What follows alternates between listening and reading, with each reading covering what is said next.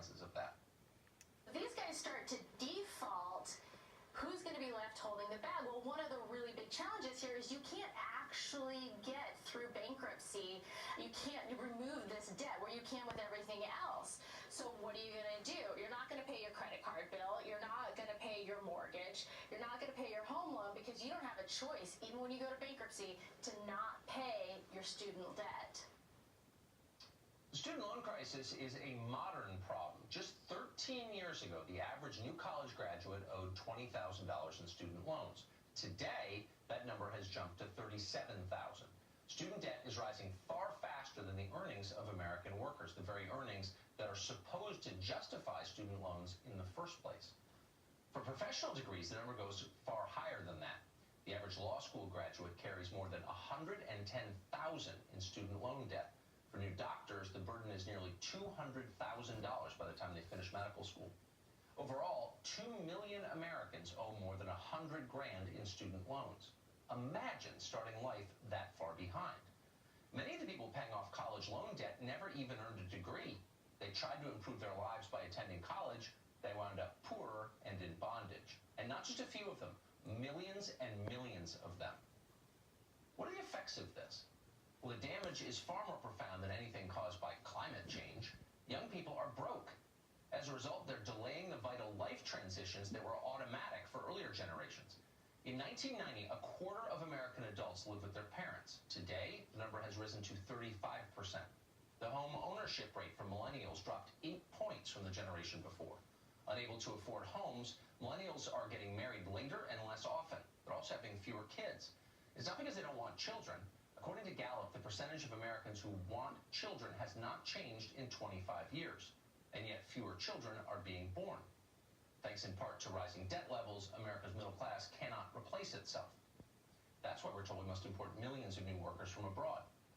Young Americans want homes and families. Helping them get those things ought to be our top priority as a country. We can't begin until we reform the student loan system. Why haven't we done that yet?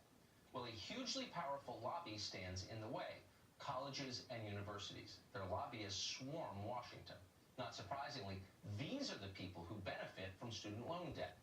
Drive through rural America and you see how well they've done. In a sea of poverty and despair, you will notice gated islands of affluence. These are colleges. Outside the gates, people are unemployed and dying of opioid overdoses. Inside the gates, it's like the Ritz on South Beach. If you haven't been to an American university lately, see it for yourself. Everything is new. There's been a building boom underway for decades on campuses, all of it funded by debt that is destroying a generation of American kids. 100 schools now have endowments over $1 billion. They are hedge funds with schools attached. What have colleges done with this money? Well, they've hired massive staffs of like-minded people, for one thing.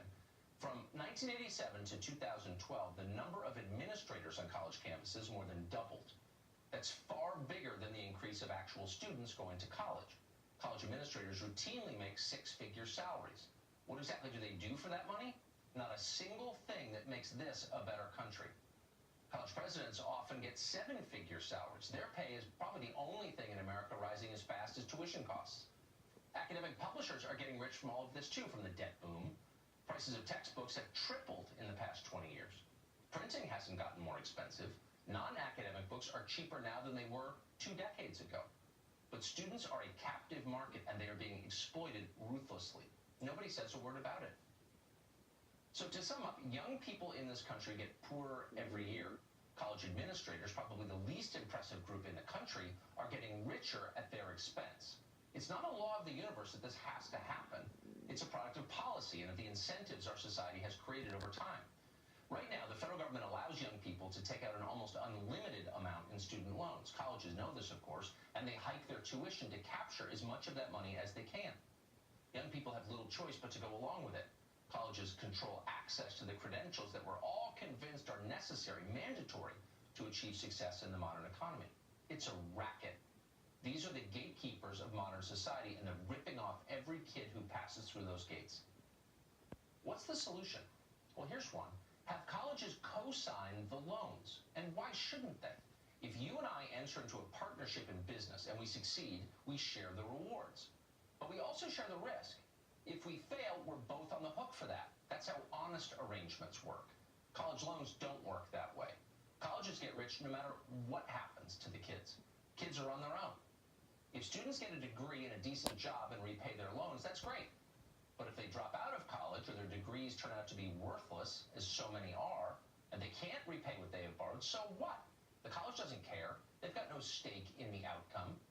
Colleges get all of the benefit and none of the risk. That is the definition of a scam. It's amazing it could even be legal. It should not be legal. Maybe Congress could take 20 minutes from the Russia hoax and posturing about climate change and fix one of the actual problems, one of the biggest problems this country faces. Pass a law forcing colleges to share the liability on defaulted student loans. What would be the argument against that? That colleges can't afford it? That taxpayers should shoulder all the risk so that Wesleyan or Brown can build another diversity and inclusion center and hire more useless, overpaid deans of sensitivity? It's kind of hard to make that case out loud. It's too stupid. Congress should act now. The student loan system is going to collapse. That is inevitable. Before it does, let's be very clear about who has been profiting from it.